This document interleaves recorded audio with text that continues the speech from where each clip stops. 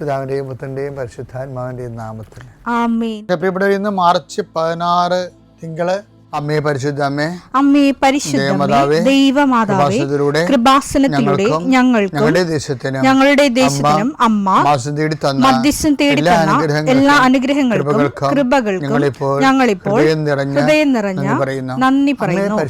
അമ്മേ പരിശുദ്ധമേ, ദൈവമാതാവേ, 2004 ഡിസംബർ 7 ഉച്ചകഴിഞ്ഞ് 2:30 കൃപാസനത്തിൽ സംഭവിച്ച അമ്മയുടെ പ്രത്യക്ഷപ്പെടലിനെ തിരുസഭയ്ക്ക് സമർപ്പിച്ചിരിക്കുന്ന പഠനരേഖകളുടെ മേൽ സഭാത്മകമായ പഠനം ആരംഭിക്കുവാൻ ഞങ്ങൾ പ്രാർത്ഥിക്കുന്നു. അമ്മേ പരിശുദ്ധമേ, ഭൂസ്വർലോകങ്ങളുടെ രാജ്ഞിയായ അങ്ങേയ്ക്ക് ഭൗമസംരക്ഷണത്തിനായി പ്രപഞ്ചപ്രകൃതിയെ തന്നെ തിരുസഭ പ്രതിഷ്ഠിക്കുവാൻ ഈ പ്രത്യക്ഷീകരണം വഴി ഇടയാക്കണമേ. പരിശുദ്ധമേ, ജപമാല മാതാവേ, സകല കൃപാസനം പ്രാർത്ഥനയോടും ചേർത്ത് ഞങ്ങളിപ്പോൾ പ്രാർത്ഥിക്കുന്ന ഈ കുടുംബത്തിന്റെ പ്രത്യേക നിയോഗം പറ മക്കളെ.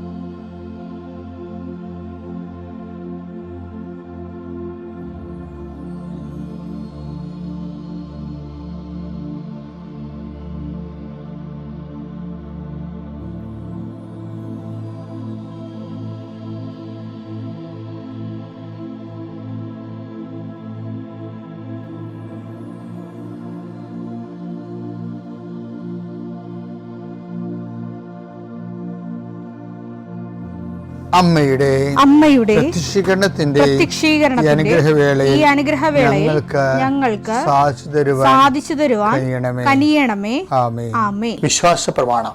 സർവശക്തനായ പിതാവും ആകാശത്തിന്റെയും ഭൂമിയുടെയും സൃഷ്ടാവുമായ ദൈവത്തിൽ ഞാൻ വിശ്വസിക്കുന്നു. അവിടുത്തെ ഏകപുത്രനും ഞങ്ങളുടെ കർത്താവുമായ ഈശോ മിശിഹായിലും ഞാൻ വിശ്വസിക്കുന്നു. ഈ പുത്രൻ പരിശുദ്ധാത്മാവിനാൽ ഗർഭസ്ഥനായി കന്യകാമറിയത്തിൽ നിന്ന് പിറന്ന് പൊന്തിയോസ് പീലാത്തോസിന്റെ കാലത്ത് പീഡകൾ സഹിച്ച് കുരിശിൽ തറയ്ക്കപ്പെട്ട് മരിച്ച് അടക്കപ്പെട്ട് പാതാളങ്ങളിൽ ഇറങ്ങി മരിച്ചവരുടെ ഇടയിൽ നിന്ന് 3-ാം നാൾ ഉയർത്ത് സ്വർഗത്തിലേക്ക് എഴുന്നള്ളി സർവശക്തിയുള്ള പിതാവായ ദൈവത്തിന്റെ വലതുഭാഗത്തിരിക്കുന്നു. അവിടെ നിന്ന് ജീവിക്കുന്നവരെയും മരിച്ചവരെയും വിധിക്കുവാൻ വരുമെന്നും ഞാൻ വിശ്വസിക്കുന്നു. പരിശുദ്ധാത്മാവിലും ഞാൻ വിശ്വസിക്കുന്നു. വിശുദ്ധ കത്തോലിക്കാ സഭയിലും പുണ്യവാന്മാരുടെ ഐക്യത്തിലും പാപങ്ങളുടെ മോചനത്തിലും ശരീരത്തിന്റെ ഉയർപ്പിലും നിത്യമായ ജീവിതത്തിലും ഞാൻ വിശ്വസിക്കുന്നു. ആമേൻ. സുഖസ്ഥനായ ഞങ്ങളുടെ പിതാവേ, അങ്ങയുടെ നാമം പൂജിതമാകണമേ. അങ്ങയുടെ രാജ്യം വരണമേ. അങ്ങയുടെ തിരുമനസ് സ്വർഗത്തിലെ പോലെ ഭൂമിയിലും ആകണമേ. അന്നു വേണ്ടുന്ന ആഹാരം ഇന്ന് ഞങ്ങൾക്ക് തരണമേ. ഞങ്ങളോട് തെറ്റ് ചെയ്യുന്നവരോട് ഞങ്ങൾ ക്ഷമിക്കുന്നത് പോലെ ഞങ്ങളുടെ തെറ്റുകൾ ഞങ്ങളോടും ക്ഷമിക്കണമേ. ഞങ്ങളെ പ്രലോഭനത്തിൽ ഉൾപ്പെടുത്തരുതേ, തിന്മയിൽ ഞങ്ങൾ രക്ഷിക്കണമേ. ആമേൻ. നന്മ നിറഞ്ഞ മറിയമേ, സ്വസ്തി. കർത്താവ് അങ്ങയുടെ കൂടെ സ്ത്രീകളിൽ അങ്ങ് അനുഗ്രഹിക്കപ്പെട്ടവളാകുന്നു. അങ്ങയുടെ ഉദരത്തിൻ ഫലമായി ഈശോ അനുഗ്രഹിക്കപ്പെട്ടവനാകുന്നു. പരിശുദ്ധ മറിയമേ, തമ്പുരാന്റെ അമ്മേ, പാപികളായ ഞങ്ങൾക്ക് വേണ്ടി ഇപ്പോഴും ഞങ്ങളുടെ മരണസമയത്തും തമ്പുരാനോട് അപേക്ഷിക്കണമേ. ആമേൻ. കർത്താവേ, നിന്റെ ഉന്നതമായ നാമത്തിന് സ്വസ്ത്രം ചെയ്യുന്നു. കർത്താവേ, നിന്റെ വിശുദ്ധ പൗരോഹിത്യത്തെ മഹത്വപ്പെടുത്തണമേ. കർത്താവെ, സഭയിലുള്ള സാന്നിധ്യം പ്രകടമാക്കണമേ. 40 വർഷം ഞാൻ അർപ്പിച്ച കുർബാനയുടെ യോഗ്യതയെ കൃപാസ്ഥാനത്താറെ ജീവനോടെ പ്രത്യക്ഷപ്പെട്ട പരിശുദ്ധ അമ്മയുടെ മാധ്യസ്ഥത്തിൽ ഞാൻ അങ്ങയുടെ മക്കൾക്ക് വേണ്ടി പ്രാർത്ഥിക്കുന്ന കർത്താവെ, ലോകം മുഴുവനും ഉണർന്നിരിക്കുന്ന സമയത്ത് ഈ പ്രാർത്ഥനയിൽ പങ്കെടുക്കുന്ന ഓരോ മക്കള്, ഇന്ന് കടന്നു പോകുന്ന ഓരോ വഴികള്, ഓരോ ഉദ്യമങ്ങള്, ഓരോ ജീവിത ലക്ഷ്യങ്ങള്, അമ്മേ പരിശുദ്ധമേ, ദേവമാതാവേ, കൃപാസ്ഥാനത്താറെ ജീവനോടെ പ്രത്യക്ഷപ്പെട്ട അമ്മയുടെ സാന്നിധ്യം, സഞ്ചാരി മാതാവേ, സമയത്തിൻ്റെ അധികാരി, ഈ മക്കളുടെ കൂടെ പോകണമെന്ന് പ്രാർത്ഥിക്കുന്നു. പരീക്ഷയ്ക്ക് പോകുന്നവരെ എല്ലാ കുഞ്ഞുങ്ങളെയും ഞാൻ സമർപ്പിച്ച് പ്രാർത്ഥിക്കുന്നു. പരീക്ഷയ്ക്ക് പോകുന്ന, ഇന്ന് പരീക്ഷ എഴുതുന്ന എല്ലാ മക്കളെയും അവർ പഠിച്ചിരിക്കുന്ന മനസ്സിൽ ഓർത്തിരിക്കാനും ഓർത്തിരിക്കുന്ന പരീക്ഷയെ പ്രതിഫലിപ്പിക്കുവാനും പരീക്ഷ എഴുതുന്ന എല്ലാ മക്കളെയും, പരീക്ഷയ്ക്ക് പഠിച്ചുകൊണ്ടിരിക്കുന്ന മക്കളെയും കർത്താവിൻ്റെ നാമത്തിൽ ആശീർവദിക്കുന്നു. നിങ്ങളുടെ കഴിവിൻ്റെ അപ്പുറം ദൈവത്തിൻ്റെ കൃപ പ്രവർത്തിച്ചുകൊണ്ട് ഉന്നതമായ വിജയം കൈവരിക്കാൻ കർത്താവ് നിങ്ങൾ അനുഗ്രഹിക്കട്ടെ. കർത്താവെ, ജോലിയില്ലാത്തവർ, സാമ്പത്തിക കടങ്ങളിൽപ്പെട്ടിരിക്കുന്നവർ, കലഹങ്ങളുള്ളവർ, കുടുംബത്തിൽ പലതരത്തിലുള്ള വഴക്കുകളും അസമാധാനം നിലനിൽക്കുന്നവർ, രോഗികൾ, പീഡിതർ, ആശുപത്രിയിൽ നിന്ന് ഇതുവരെ പോരാത്തവർ, ഓപ്പറേഷൻ നിശ്ചയിച്ചിരിക്കുന്നവർ, ടെസ്റ്റിന് കൊടുത്തിരിക്കുന്നവർ, കൾച്ചറിന് കൊടുത്തിരിക്കുന്നവർ, ബയോപ്സി കൊടുത്തിരിക്കുന്നവർ, കർത്താവിൻ്റെ ഉന്നതമായ നാമത്തിൽ ദൈവത്തിലെ ഞാൻ മാതാവിൻ്റെ മധ്യസ്ഥത്തിൽ യേശുക്രിസ്തു നിന്നെ ആശീർവദിക്കുന്നു.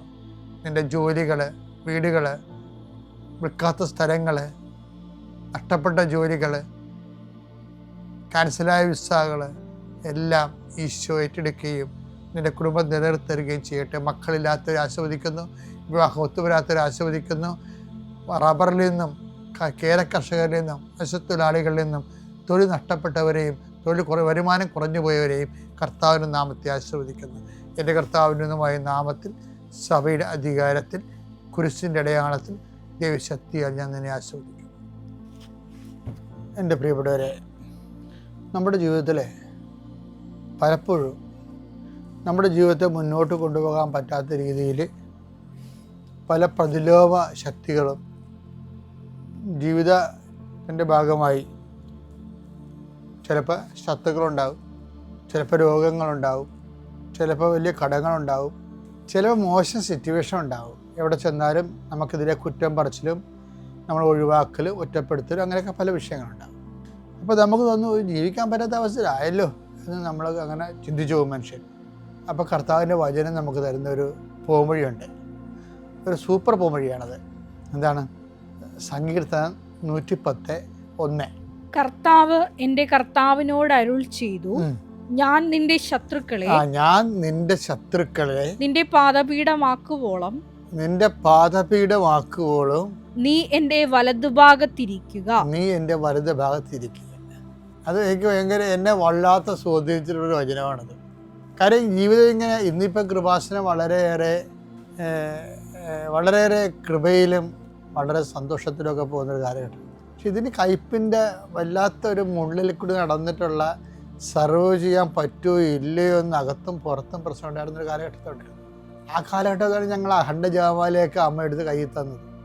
മകനെ, ഇത് ചൊല്ലിക്കൊണ്ടിരുന്നാൽ മതി, നീ ഇനി വേറെ ആവശ്യമില്ലാത്ത കാര്യങ്ങളെക്കുറിച്ച് തലയിടുകയോ അഭിപ്രായം പറയുകയോ വിഷമിക്കുകയോ കിടന്നുറക്കമില്ലായിരിക്കുകയോ ചെയ്യരുത്. അപ്പോൾ ഞങ്ങൾ എന്ത് ചെയ്ത് പ്രാർത്ഥനയുടെ ദൈർഘ്യങ്ങൾ കൂട്ടി. അത് ഞങ്ങൾ കൂട്ടിയതല്ല, അമ്മ തക്ക സമയത്ത് തന്നതാണ്. ഒരു കൊല്ലം മുഴുവനും 2003 തൊട്ട് 2004 വരെ ഒരു കൊല്ലം മുഴുവനും രാത്രിയും പകലും ഇമവെട്ടാതെ ജപമാല ചൊല്ലിക്കൊണ്ടേയിരുന്നു. അപ്പം ഞാൻ ഇടവകയിലായിരുന്നു ഞാനന്ന്. ഞാൻ കൃപാസനത്തിൽ വരും പോകും, ഇങ്ങനെ വന്നും പോയി നിൽക്കുന്നു. അപ്പോൾ ഇവിടെ അത് അണമുറിയാതെ നടന്നുകൊണ്ടിരിക്കണം. അപ്പോൾ എന്ത് പറ്റി? അവസാന വിഷയപ്പോൾ അമ്മ, അതിൻ്റെ അവസാനത്തിലാണ് അമ്മ പ്രത്യക്ഷപ്പെടുന്നത്. അതൊരു 2004 ഒക്ടോബർ മാസം 25-ാം തീയതിയാണത് തീരണത്. പിന്നെ ഉടനെ 2004 ഡിസംബർ 7 അമ്മ പ്രത്യക്ഷപ്പെടും. അപ്പോൾ ഇതിൻ്റെ വിഷയം വെച്ചാൽ ചില സമയത്ത് ഇതുപോലെ കലുഷിതമായ അന്ന് how to move, how to survive എന്നതിനെക്കുറിച്ച് എനിക്ക് ഭയങ്കര ആശയക്കുഴപ്പങ്ങളുണ്ടായിരുന്നൊരു കാലഘട്ടമാണത്. കാര്യം കടലോരത്തിലെ ജോലി കഴിഞ്ഞ് ശുശ്രൂഷ കഴിഞ്ഞ് തിരികെയും ചെയ്തു. കൂടെ ഉണ്ടായിരുന്ന പകുതി മുക്കാൽ പ്രവർത്തകരും പോയി. അന്നുണ്ടായിരുന്ന സ്ഥലങ്ങളും എല്ലാ കാര്യങ്ങളും രൂപതയെ ഏൽപ്പിക്കുകയും ചെയ്തു. പിന്നെ സ്വാസ്ഥ്യമില്ല, ആളുമില്ലാത്ത രീതിയിലായി. പക്ഷേ ശുശ്രൂഷ ചെയ്യാൻ മാതാവ് ശക്തമായി നിർബന്ധിക്കുകയും ചെയ്യുന്നുണ്ട്. അപ്പോൾ അതാണ് വിഷയം. ആസ്തിയില്ല, ആളുമില്ല. നമുക്ക് എന്തെങ്കിലും പ്രവർത്തിക്കണമെങ്കിൽ ആസ്തിയും ആളൊക്കെ വേണ്ടേ? അത് രണ്ടും ഇല്ല. പിന്നെ ഞാനാണെങ്കിൽ വലിയൊരു ഇടവക, 1000-800 വീട്ടുകാരുടെ ഇടവകയിൽ വികാരിയുമായി. എനിക്ക് അസിസ്റ്റൻറ്റും ഇല്ല. അപ്പോൾ ആവശ്യത്തിന് കല്യാണവും മരണം ഭേദപാടവും സംഘടനകളും എല്ലാം അതിൻ്റെ വഴി എങ്ങനെ നടക്കും? അതെല്ലാം ഒറ്റയ്ക്ക് ചെയ്യണം. അതിൻ്റെ ഇടക്കാണ് ഈ വിഷയം ചെയ്യണത്. ചില സമയത്ത് നമുക്ക് വിഷമിച്ചു പോകും ശരിക്കും. എന്നാലും നമ്മൾ ദൈവം ആ സമയത്ത് ആ പള്ളിയിലിരിക്കുമ്പോഴാണ് ആദ്യമായിട്ടൊരു മനുഷ്യൻ കൊണ്ടുവന്ന്. ഞാനൊരു ദിവസം പള്ളിയെ അതിക്ക് ഒരു സന്ധ്യയ്ക്ക് ഇതുപോലെ വർക്കെല്ലാം കഴിഞ്ഞ് തലയും കറങ്ങി വരുമ്പോഴുണ്ട് എൻ്റെ പള്ളിയുടെ വാതിക്കെ ഞാൻ അവിടെ ചാർജ് എടുക്കാൻ ചെല്ലുമ്പോഴുണ്ടല്ലോ, ഇത് ആലപ്പുഴ 8 കിലോമീറ്റർ തെക്ക് പടിഞ്ഞാറ് പള്ളി, വാടാക്കൽ പള്ളി. ഞാനവിടെ ചെല്ലുമ്പോൾ ആദ്യമേ ചെയ്തത് എന്താ വെച്ച് കഴിഞ്ഞാൽ, ഞാൻ പോകുന്ന പള്ളിയിൽ നിന്ന് അതേ തൈക്കപ്പള്ളിയിൽ നിന്ന് അങ്ങോട്ട് പോകണത്, ചേർത്തല്ല തൈക്കപ്പള്ളി. അപ്പോൾ അവിടെ ഒരു 5-6 കൊല്ലം അവിടെ വർക്ക് ചെയ്തിട്ടുണ്ട്. അപ്പോൾ ആ വർക്ക് ചെയ്ത് ട്രാൻസ്ഫർ ആയപ്പോൾ നാട്ടുകാർ, അവിടെ കമ്മിറ്റിക്കാർ ചോദിച്ച്, അച്ഛന് എന്താണ് ആവശ്യം, അച്ഛൻ എന്താണ് ഇല്ലാത്തതെന്ന് എന്നോട് ചോദിച്ചു. അച്ഛന് എന്താണ് ആവശ്യം, അച്ഛന് എന്താണ് ഇല്ലാത്തതെന്ന് അവരെന്നോട് ചോദിച്ചു. അപ്പോൾ ഞാൻ പറഞ്ഞ്, എനിക്ക് മാതാവിൻ്റെ ഒരു വലിയ പടം വേണം, അതേ ചോദിച്ചോളൂ. അല്ലാതെ ഫ്രിഡ്ജാ, ടി വി, അന്ന് ടി വിക്കൊക്കെ ഭയങ്കര ഡിമാൻഡുള്ള സമയമാണ്, ഒന്നും ചോദിച്ചില്ല. ഞാൻ പറഞ്ഞു, എനിക്ക് മാതാവിൻ്റെ ഒരു പടം വേണമെന്നുണ്ട്. അപ്പോൾ ഞാൻ മാതാവിൻ്റെ പടം കാണിച്ചു കൊടുത്തിരിക്കും, മജ്ജ് ഗോറയിലെ മാതാവ്. അപ്പോൾ ആ പടം കാണിച്ചു കൊടുത്തപ്പോൾ ആ പടം അവർ എറണാകുളത്ത് പോയി വലിയ പടം വാങ്ങിച്ചു കൊണ്ടുവന്ന്, അന്ന് ഇതുപോലെ ഫ്ലക്സൊക്കെ വലുതാക്കാൻ പറ്റത്തില്ലായിരുന്നു. പടം ഫോട്ടോ ഇത് പാടായിരുന്നു, അത് ഞാൻ പറഞ്ഞ ഒരു സൈസ് എടുക്കാൻ. ആ സൈസിലെടുത്തിട്ട് അത് ഫ്രെയിം ചെയ്ത് കൊണ്ടുവന്ന് എനിക്ക് തന്നു. ഞാൻ ആ പടം എൻ്റെ കാറിൽ വെച്ച് ആൾക്കാരുടെ കൂടെ പോയിട്ട് ഈ വാടകപ്പള്ളി ചെന്നിട്ട് ആദ്യം എൻ്റെ പൂമുഖത്ത് മാതാവിനെ പ്രതിഷ്ഠിച്ച് വെച്ചു. എന്നിട്ടാണ് ഞാൻ അകത്ത് കയറണത്. അതിൻ്റെ അടുത്ത്, അതായത്, ഞാൻ നിൻ്റെ ശത്രുക്കളെ നിൻ്റെ വലതുഭാഗത്ത് നിൻ്റെ കാൽച്ചുവട്ടിൽ ആക്കുന്നവരെ നീ എൻ്റെ വലതുഭാഗത്തിരിക്കാൻ പറയും. അത് കറക്റ്റാണ്. ഞാൻ സമയമില്ലാത്തതുകൊണ്ട് തൽക്കാലം ഇത്രയും ചുരുക്കുകയാണ്. അതിനുശേഷമാണ് കൃപാസനത്തിൻ്റെ 2ാം ഘട്ടം തുടങ്ങുന്നത്. അതാണ് നമ്മൾ ഇന്ന് കാണുന്ന അവസ്ഥയിലെത്തിയിരിക്കുന്നത്. അപ്പോൾ ഇതിനൊരു 0- പോയിൻ്റ് ഉണ്ടായിരുന്നു. അന്ന് കൂടെ ഉണ്ടായിരുന്നത് അമ്മയിലുള്ള വിശ്വാസവും നീണ്ട ജപമാലകളുമാണ്. ഇന്ന് സഭയ്ക്ക് എന്താ സംഭവിച്ചതെന്ന് ചോദിച്ചു കഴിഞ്ഞാൽ, സഭ ഒരിക്കലും എനിക്ക് മനസ്സിലായത്, സഭയിൽ 50 കൊല്ലം ഞാനിപ്പോൾ ജീവിക്കണം, 10 കൊല്ലം സെമിനാരിൽ, 40 കൊല്ലം ശുശ്രൂഷയിലും. എനിക്ക് മനസ്സിലായിരിക്കണത്, സഭ ക്രൈസിസ് ടൈമിനെ ഒരിക്കലും പ്രാർത്ഥന ചുരുക്കരുത്. ക്രൈസിസ് ടൈമിലെന്ന് വെച്ച് കഴിഞ്ഞാൽ, നമ്മുടെ ക്രൈസിസ് ടൈമിൽ ഇപ്പോൾ ചില ആൾക്കാർ കർണക്കൊന്ത ചൊല്ലിയിട്ട് ജപമാല ഒഴിവാക്കിയില്ലേ, ആ കുടുംബങ്ങൾക്ക് ഭയങ്കരമായ ഞെരുക്കമായിരിക്കും. എന്താ വെച്ച് കഴിഞ്ഞാൽ അവരുടെ ഉള്ള ആംബിയർ പോയി. കർണക്കൊന്ത സഭയുടെ കൊന്തയാണ്, പക്ഷേ അതിനൊരിക്കലും ജപമാലയെ കുടുംബപ്രാർത്ഥന സബ്സ്റ്റിറ്റ്യൂട്ട് ചെയ്യരുത്. കർണക്കൊന്ത കുടുംബപ്രാർത്ഥനയാണെന്ന് സഭ ഒരിക്കലും പറഞ്ഞിട്ടുമില്ല. അതൊരു പ്രൈവറ്റ് ഡിവോഷനാണ്. മറ്റത് കുടുംബപ്രാർത്ഥനയുടെ ഭാഗമായിട്ട് നമ്മൾ ചെയ്യേണ്ടതാണ്. അത് ഉടനെ ജപമാല എടുത്തിട്ട്, അപ്പം ഞങ്ങൾ എന്താ ചെയ്തത്, ഞങ്ങളുടെ ഒരു ക്രൈസിസ് ടൈമിൽ ജപമാല പോരെന്ന് അമ്മ എന്നോട് പറഞ്ഞു. അങ്ങനെയാണ് ഞാൻ വരുമ്പോൾ ഞാൻ പ്രതിഷ്ഠിച്ച മാതാവിൻ്റെ ആ കടലപ്പടിയിൽ, ആ മാതാവ് ഫസ്കയിൽ ഈ 1000 മണി ജപമാല കിടക്കണം. അത്ഭുതമായിട്ട് കിടന്നൊന്നുമല്ല. സീവർ എന്ന് പറഞ്ഞൊരു സഹോദരൻ എന്നെ കാണാൻ വന്നപ്പോൾ ഏതോ ഒരു ധ്യാന കേന്ദ്രത്തിൽ പോയി പ്രാർത്ഥിച്ചപ്പോൾ അവിടെ അത് സ്വീകരിക്കത്തില്ലെന്ന് പറഞ്ഞു. ഒരു ബ്രദറിൽ നിന്ന് പ്രാർത്ഥിച്ച ബേവിച്ചൻ ശാന്തംപാറ, ആ ധ്യാന കേന്ദ്രത്തിലിരുന്ന് അദ്ദേഹം പ്രാർത്ഥിച്ചപ്പോൾ അവിടെ അത് സ്വീകരിക്കത്തില്ല എന്ന് പറഞ്ഞുകൊണ്ട് റിജക്റ്റാക്കി അദ്ദേഹത്തെ പറഞ്ഞു വിട്ടു അവിടെ നിന്ന്. അപ്പോൾ അദ്ദേഹമാണ് ഈ ജപമാല കൊടുത്തത്. അദ്ദേഹം എന്നെ കൊണ്ടുവന്ന് തരാൻ വേണ്ടി അമ്മ പറഞ്ഞു. എൻ്റെ അടുത്തപ്പോൾ ഞാനില്ല, ഞാൻ വരുമ്പോൾ കിടക്കണത് ആളുമില്ല, ജപമാല കിടപ്പുണ്ട്. ഞാൻ അവിടെ എടുത്ത ജപമാല പിറ്റേ ദിവസം ഒരു ആത്മഹത്യ നടന്ന് എൻ്റെ ഇടവകെ. അപ്പോൾ എനിക്ക് ഭയങ്കര സങ്കടമായി. എന്നെ പരിചയമുള്ളതല്ല, വേറെ ഒരു ഇടവകയിൽ നിന്ന് ആ ബന്ധു വീട്ടിൽ വന്ന് അവിടെ അടുക്കളയ്ക്ക് ഒരു ആത്മഹത്യ ചെയ്തതാണ്. അപ്പം ഞാൻ പോയി ആ അടുക്കളയിൽ ചിലപ്പോൾ ഇയാൾ തൂങ്ങി നിൽക്കുകയാണ്. പിന്നെ ഞാൻ പോലീസ് വരണവരെ അവരെ സഹായിച്ച് അവിടെ നിന്ന് പോലീസ് വന്ന് ബോഡിയും കൊണ്ട് പോയി, മാസ്റ്ററേഡി കഴിഞ്ഞു. അതിനുശേഷം പിന്നെ ഞാൻ വന്ന് പള്ളിയിലേക്ക് നടന്നു വരിക റോഡിൽ കൂടി. അപ്പോൾ മാതാവിൻ്റെ കുരിശടിയാണ് വാതിക്കൽ. ഞാൻ അവിടെ വന്നപ്പോൾ ഗംഭീര മഴ വന്നു. ഗംഭീര മഴ മുഴുവനും 1 മണിക്കൂർ വീണ മഴ മുഴുവനും ഗംഭീര മഴ. ഞാൻ അതിൻ്റെ അകത്ത് കയറാൻ കുരിശടിയത്ത് ഇരുന്ന് ജപമാലയില്ല ചെയ്യണം ആ മഴയത്ത് മുഴുവനും. മഴ കഴിഞ്ഞ് ഞാൻ പുറകോട്ട് നോക്കിയപ്പോൾ വേറെ ഒരു ചേട്ടൻ നിൽക്കണം, പരിചയമുള്ളതാണ്, ജോൺ ചേട്ടൻ എന്ന് പറയും, കുളമ്പുകാട്. അദ്ദേഹം ഇപ്പോൾ അവിടെ ആ നാട്ടിലില്ല, ഇപ്പോൾ വേറെ വെള്ളാടക്ക് പോയി.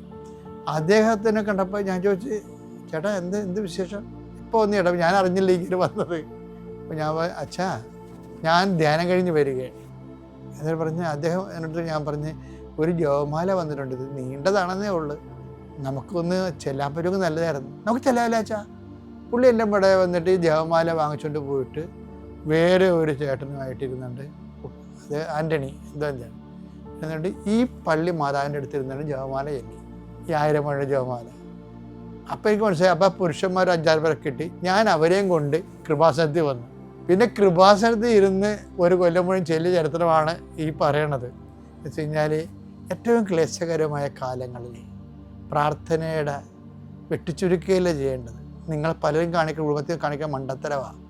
നിങ്ങൾ എന്തെങ്കിലും കുടുംബത്തിൽ കലഹങ്ങളോ പ്രയാസങ്ങളോ ഉണ്ടെങ്കിൽ ഉടനെ നിങ്ങൾ പറയും ഇന്ന് 10 മണി, ഇന്ന് ഒരു രഹസ്യം ചെല്ലിയാൽ മതി, ഇന്ന് കൊന്തട. അതിനാൽ ആ കുടുംബത്തിൻ്റെ നടുവൊടിഞ്ഞു പോകും.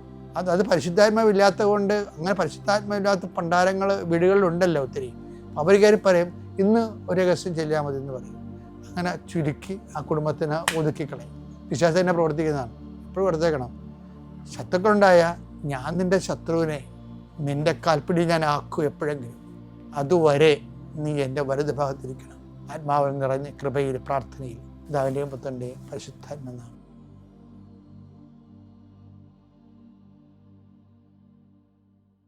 അത്യപൂർവ ദൈവാനുഭവങ്ങൾ ഇനി നിങ്ങൾക്കും സ്വന്തം.